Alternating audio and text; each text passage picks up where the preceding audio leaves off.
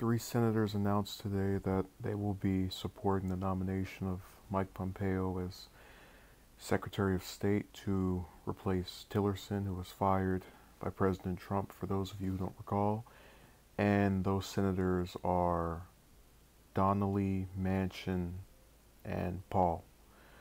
Now, a lot of people who don't actively follow these nominations will probably ask themselves or say to themselves, well, we already know you like to lean toward the left, so you're going to be opposed to anyone Trump nominates. And that's actually not true.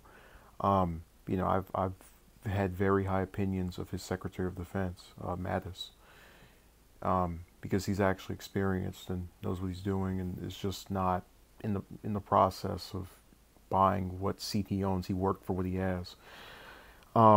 But my opposition to Pompeo is primarily associated with his inability to denounce, even a decade after its beginning, the Iraq War. And it was really sad because, well, in reference to the senators now backing him, because Rand Paul, the Kentucky senator, had stated his opposition after they had a confirmation that really highlighted where, at least where people would think that Paul was any different from the other Republicans on foreign policy, because he outright chastised the Iraq War, said it was a waste of time, should have never been involved with it.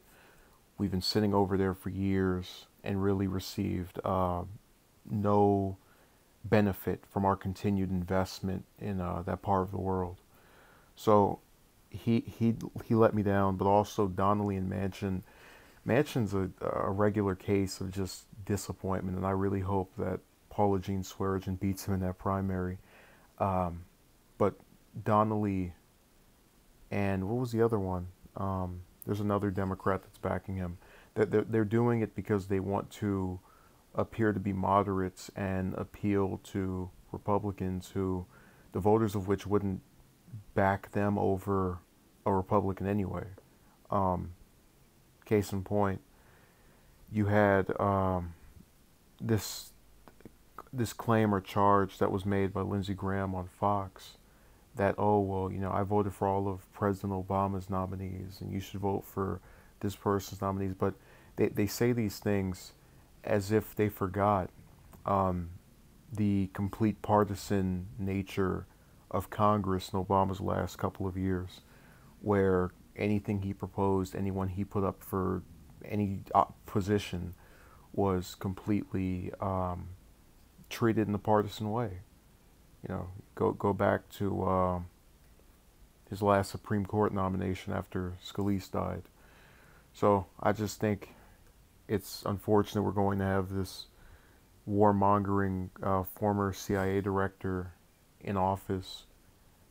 It's very likely, it hasn't been confirmed yet, and I know the revolving door of bad nominees, because I already knew he was going to get in anyway.